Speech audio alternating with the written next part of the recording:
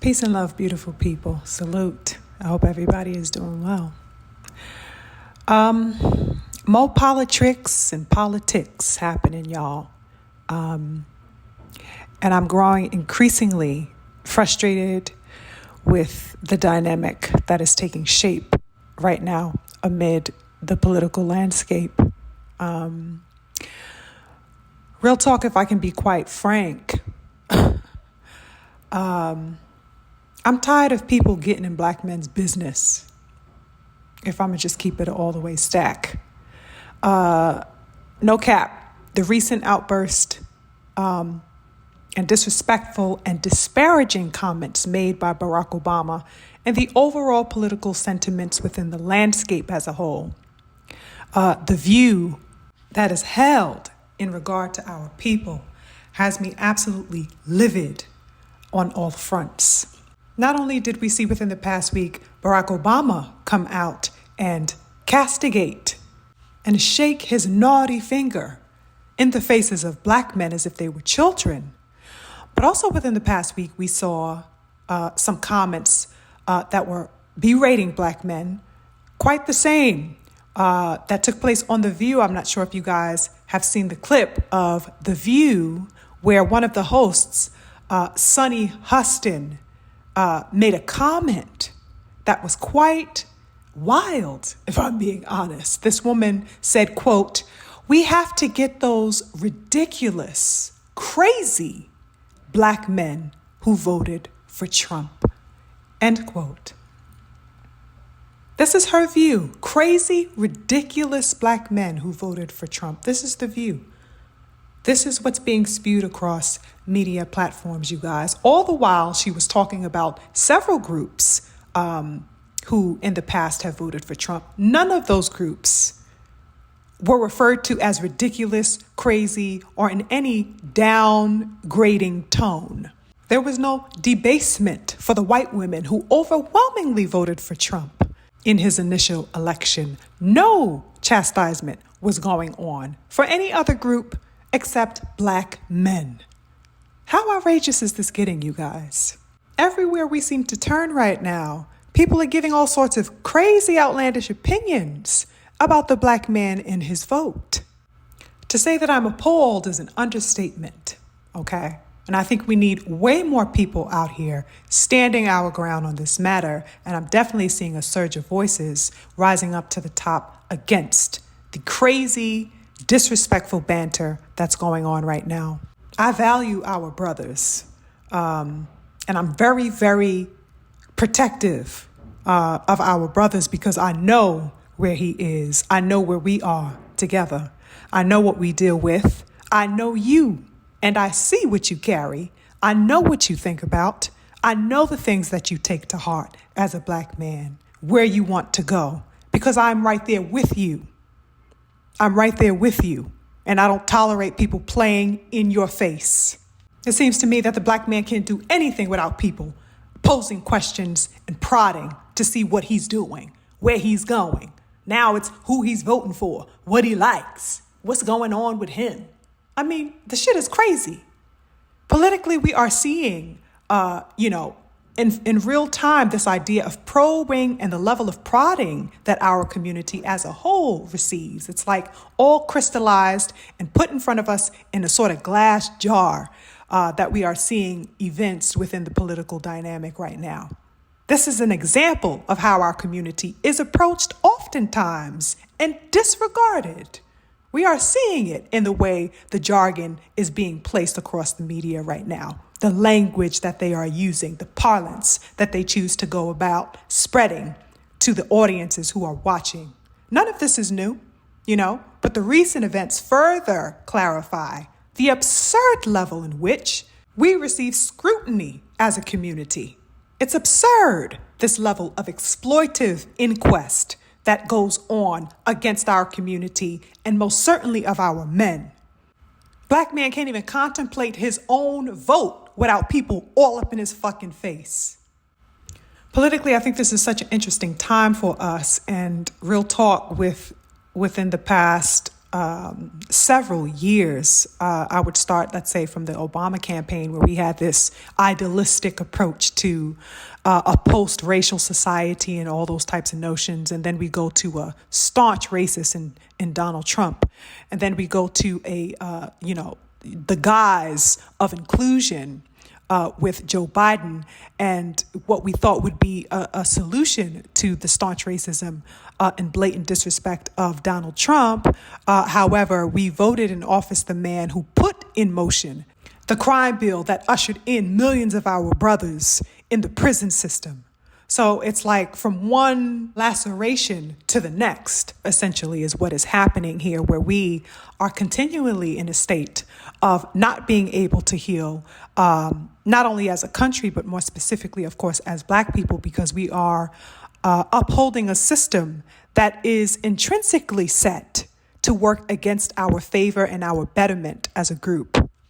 And despite the, illusion of inclusion, and this whole, mystifying concept of a post-racial, society and the rhetoric behind that, all of that is being exposed for what it is in myriad ways that we see displayed with this current election landscape. And it's all being proven to be absolute folly to those of us who are paying very close attention and refuse to be shrouded in these lies and deception. The calling out of Black men that we see resurfacing right now is nothing but old, convoluted, distorted perspectives that are rearing their head yet again regarding our people and regarding our men. But there seems to be a fresh wave happening right now with us, where, perhaps the things that we would have allowed to go unattended to or unnoticed a few years ago, for example, let's say back in 2008 or 2016, we would have allowed those things to kind of go under the surface and unaddressed. There is something in the air right now that has us dusting off the illusion from our eyes, and something that is coming forward and demanding that we see clearly things for what they are. Okay, things that we were leaning on in 2008, 2016, 2020 elections are not being passed over or taken lightly today. That's the wave that I am seeing, and that's what's being exposed under a denser light right now. Okay, we are engaging from different angles, we are having conversations, and we are looking at things from a closer, clearer range. Our clarity is indeed working to the detriment and to the misfortune of the Democratic Party and the duopoly as a whole, because they are not able to get away with, in one breath, trying to convince us that we exist somewhere on the periphery at best, that we have nothing to offer, that, our men is some type of spectacle or some type of prohibitor of progress. But in the next breath, find themselves on hands and knees begging for a vote. We are looking at these types of things and we are lifting up their skirts and saying, no, you showing your ass to the wrong one. So yes, right now it appears that the Democratic Party is the dog that got hit with the brick in the crowd, because they are yelping, they are exclaiming, they are up in arms, y'all, complaining and blaming and pointing all types of fingers at our brothers, because they are disenchanted with the folly that they see. This is because the Democratic Party, guess what, y'all, depends on 92% of the Black vote in order to win an election. They have been so used to our virtually complete loyalty at these polls for decades upon decades, okay, that this historical drop that we are seeing in the polls of showing support, our people lessening in our support for this particular party, it's causing quite the fire, right? And it's a fire that they are working tirelessly to keep from compounding, okay, to keep from spreading. Let's think about that for a second, though, y'all.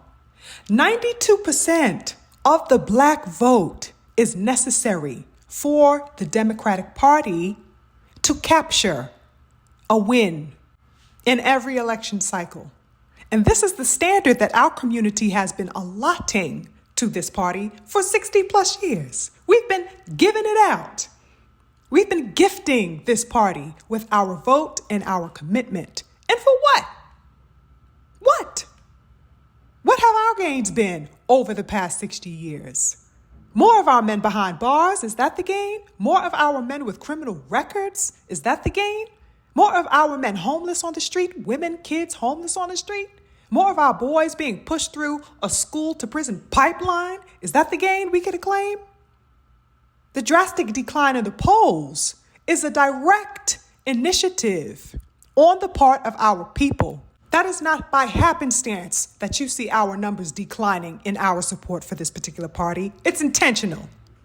Okay? Not only are the brothers dismayed by this system, but so are the sisters.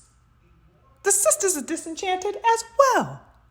Historical lows regarding our poll numbers are showing that we ain't having it. That's across the board. That's because we are saying if there are no tangibles for our people, our community, you get no fucking vote. That is how this works. This political system has created a lapdog for so many years out of the minds of our people for far too long. We have adhered, we have converted, we have complied more than any other group in this nation. Our only demand has ever been to be treated with dignity and respect as a people. And neither the Democratic or Republican Party seems to think that that is a worthy exchange. That's too big an ask, apparently, for this country. Well, now we've arrived at a stalemate then, where we are saying now, if you don't move, neither will we. If you don't show up with meaningful solutions and precise methods of actions for us, we will not support you. Period. And I'm loving the dialogue I'm hearing among Black men regarding their views, particularly on the political climate. No matter what approach our brothers are taking as far as their vote, they are engaging, they are talking, asking questions, clarifying, demanding coherence and sound solutions to the issues concerning our community. I love what I'm seeing across the board. Now, that's what I find to be interesting. That's where my interest lies, because I know a lot of brothers, with varying perspectives. I know brothers that are voting third party. I know some who are undecided. I know some who will never give credence to any party because they cannot be bought, no matter what package you put your Poli-Tricks in. I know all variations of mindsets across the board. And our brothers definitely run the gamut on those varying perspectives, and they are building interesting cases no matter what position that they are taking. They are staying informed either way on the current events and making decisions necessary to them and their families, which is most important. This is precisely what is rifling the feathers of the duopoly right now. This is what's stirring up that anxiety that we are seeing, because that's exactly what it is, anxiety among the political landscape, among the Democrats right now. Anxiety, so much so that they got to drag Obama out of his hole somewhere to come out and try to shame brothers into voting for Kamala, as we spoke about in our previous discussion. The shame game, y'all. What the hell? He and the media are now going to the lengths of calling Black men misogynists. All because you guys ain't falling for the Kamala Green's bathtub charade. And they trying to single you out like us sisters ain't here thinking the same goddamn thing. These people are taking an infantile, immature position and saying that because you are not taking the bait, you have a problem with the possibility of a female being president. They are taking that route, okay? They talking to you, Black men, you who have civilized this world 1,000 times before anyone else knew what a sunrise was and did so hand in hand with your woman. They are talking to you, telling you that you're misogynistic and a sexist because Kamala hasn't earned your vote. They'll chop it up to sexism because that's the easy out. Okay, they'd rather say that than to say that you are making a clear and concise decision based on your political needs today. No, it can't quite possibly be because you are acutely aware of Kamala Green's Harris's days as a prosecutor, where she was locking up Black men just like you, and Black mothers, locking them up too because their children missed a certain amount of days at school. No, they can't think about you taking those types of things into consideration. They're not considering the fact that you may be taking into account all of these things and keeping them in mind as you assess who can best address your principal concerns as president of the United States. They'd rather connivingly insinuate that you have an issue with women, and more specifically, an alleged black woman at that. Get the fuck out of my face. And speaking of Kamala Green-Harris, I'm not certain if you guys are aware that she recently wrote some last-minute notes in her damn iPhone and tried to pass it off as an actual proposal aimed at supporting and uplifting black men. Have you guys seen that? This so-called policy geared towards black men? This last-minute address to black men, by the way, comes less than a month away from election time. We are, 3 weeks away now? 3 weeks left? And here she goes, announcing some makeshift ass, drummed up ass excuse of an alleged policy for you. Oh, really? Okay. Really? I took a gander at this trash ass excuse of a policy. And I could not bear how disrespectful and utterly ridiculous it was. Go look it up for yourself, you guys, if you haven't seen it. Mind you, this fake policy for black men wasn't even on her official website, you guys. It was some random motherfucking PDF, y'all. I mean, can it get any more farcical than this? Can it get any more preposterous? It wasn't even on a woman's goddamn website. Go look it up for yourselves, you guys. You will see what I am talking about, okay? Just type in something like policy for black men, Kamala's policy, geared towards black men. It's farcical in every way. I dare you to go look it up. Go ahead. I dare you. Now, one of the alleged proposals that she said she will be opting to give consisted of her saying that she will, y'all, I'm astounded. Okay, one of the things she said that she will do is to legalize marijuana. Legalize marijuana, y'all. And this is supposed to be solely to the benefit of black men. How is that a policy geared for black men? How is the central basis of the legalization of marijuana solely to the benefit of black men? Are black people the only people that smoke recreationally in the United States of America, y'all? How is that a black agenda when it applies to everyone? Is this real, y'all? Mind you, this is coming from the very woman who opposed the legalization and the use of cannabis recreationally back in 2010. Okay? While she was Attorney General, also, she prosecuted over 1,500 people, largely black men, okay? And they were sent to state prisons for low-level marijuana-related offenses. And now she's talking about she's going to be on the Kumbaya train to legalize marijuana, and that's supposed to be to benefit. Y'all, I just can't do this. I just cannot. You feel me? And this is how I felt for the entire time reading through this alleged proposal. This is an excuse of a policy. Every point that I came across had this reaction from me. Okay, another absurd address that she made. Y'all, this is so crazy. She said that she will introduce basically an initiative for black men, a health initiative that will address the high levels of diabetes and sickle cell and other issues that are chronic to black men. Y'all, I've never seen something more blatantly drummed up in my life. The whole idea of acting concerned about quote unquote chronic diseases among black men is crazy to me for a number of reasons.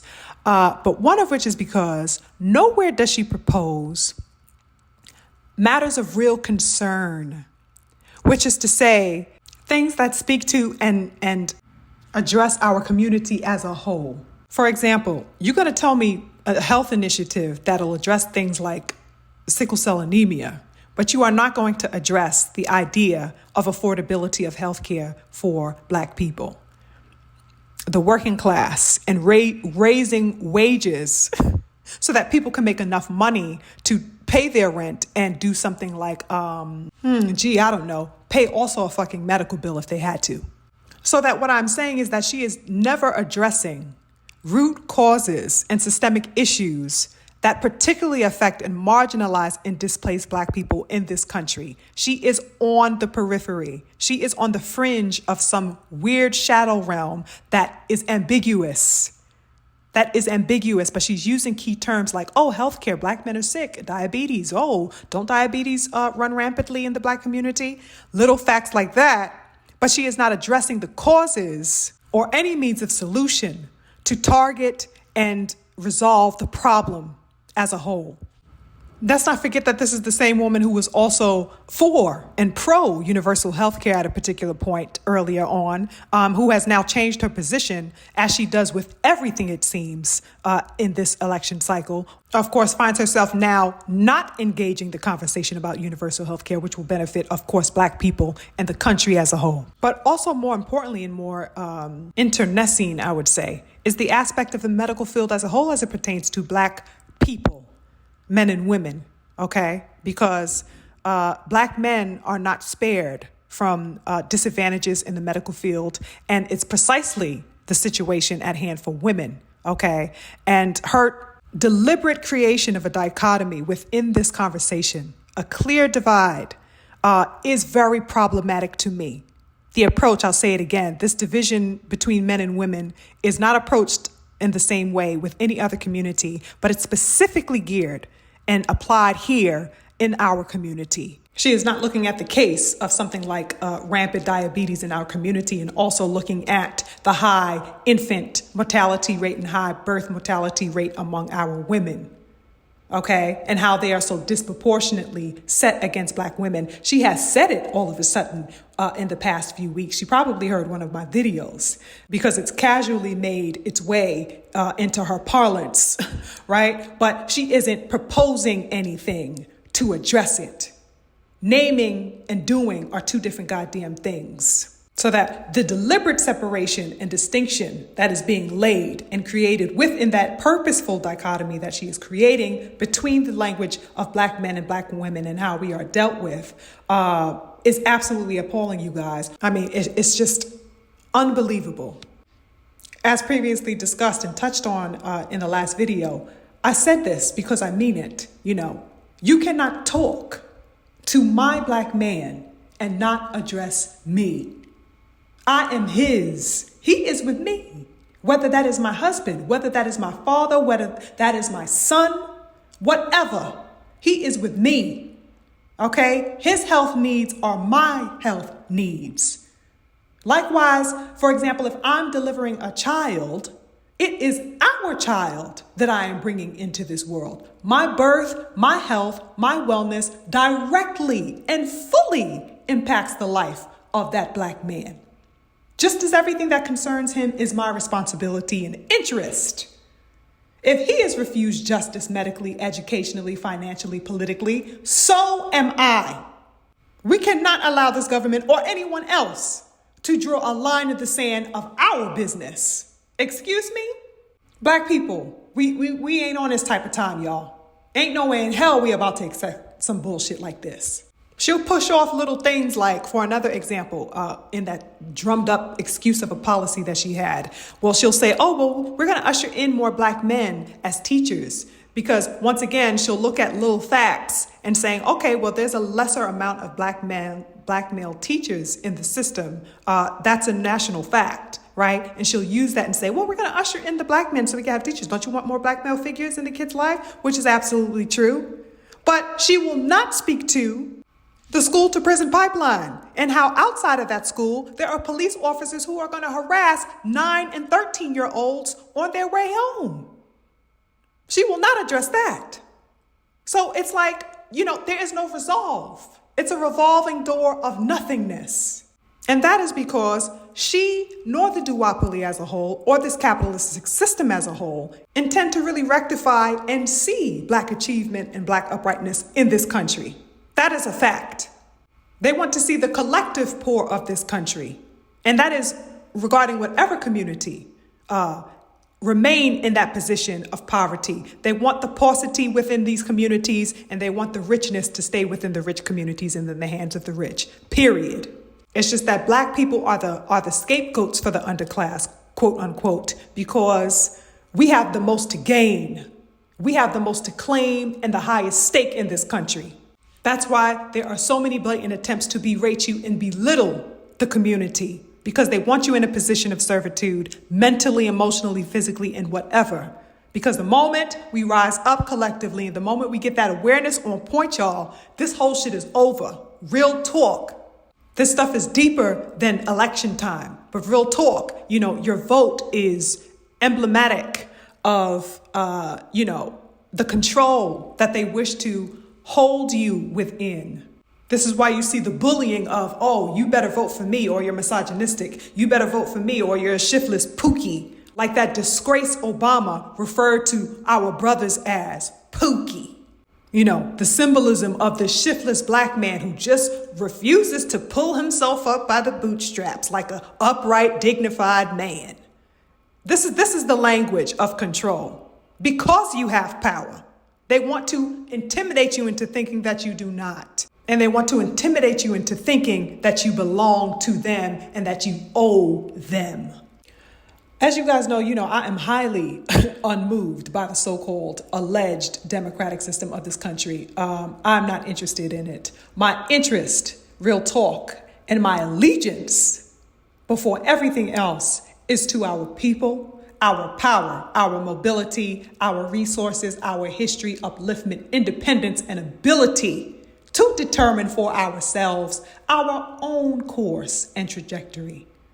Black men, you are crucial to that mobility and that trajectory, okay? And to the progress of our culture, period.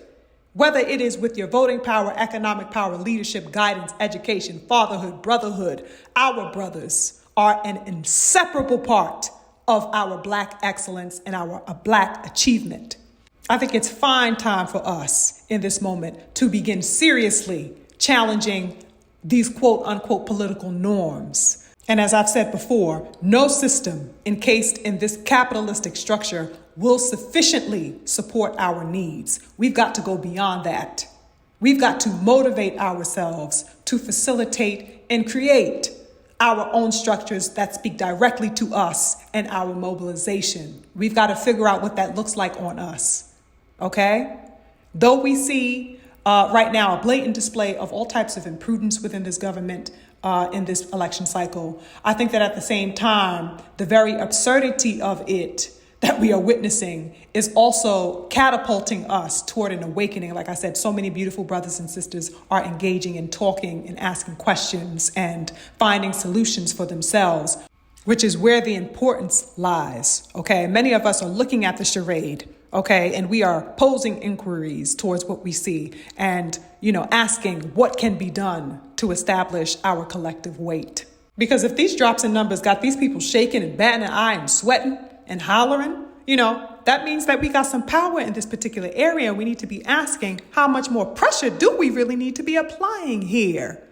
And in what other ways can we apply pressure? What other avenues can we apply this type of pressure? And as far as this voting shit, do we really need to threaten to completely revoke our participation as a whole in order to crack this thing? These are the types of things we need to be asking, because it is being demanded of Black people that we vote, yet nothing is given. What then are we voting for is the question that we need to be asking ourselves. Are we voting to appease a party that continues to berate and revile our community? To pacify and coalesce a structure that refuses to uphold and respect us? Is that what we are voting for? I don't think so. We got to think bigger as a people, as men, as women, as fathers, as aunties and grandmothers and sister friends and significant others and all the things that we are. We got to think bigger, because it is always about us and nothing less. Black, no sugar, please.